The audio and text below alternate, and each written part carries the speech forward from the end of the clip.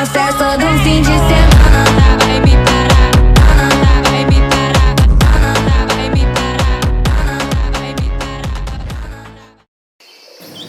Standar baik dan buruk adalah ukuran yang digunakan untuk menilai suatu tindakan, perilaku, atau keadaan apakah sesuai dengan norma, nilai, atau tujuan yang dianggap benar, baik, atau diinginkan, atau sebaliknya dianggap salah, tidak baik, atau tidak diinginkan. Standar ini dapat bersifat relatif tergantung pada perspektif budaya, agama, atau individu, namun juga bisa bersifat universal berdasarkan prinsip-prinsip moral atau etika.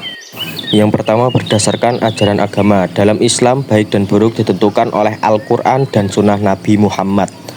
Perbuatan yang sesuai dengan ajaran agama dianggap baik, sedangkan yang bertentangan dianggap buruk. Contohnya, menolong sesama, berkata jujur, dan beribadah adalah perbuatan baik, sementara mencuri, berdusta, dan menyakiti orang lain adalah perbuatan buruk. Yang kedua, berdasarkan etika. Etika berkaitan dengan norma dan nilai moral yang berlaku dalam masyarakat.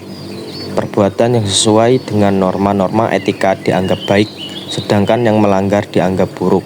Contohnya, dalam konteks bisnis, kejujuran dan transparansi dianggap baik, sedangkan korupsi dan penipuan dianggap buruk.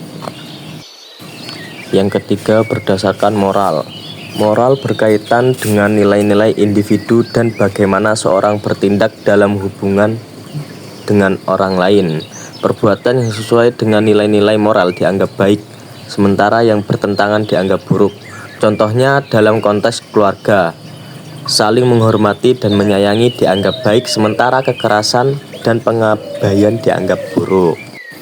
Dan yang terakhir, berdasarkan budaya. Standar baik dan buruk juga dapat bervariasi antar budaya. Apa yang dianggap baik dalam suatu budaya mungkin dianggap buruk dalam budaya lain. Contohnya, dalam beberapa budaya adat istiadat tertentu dianggap baik, sementara budaya lain mungkin menganggapnya tabu.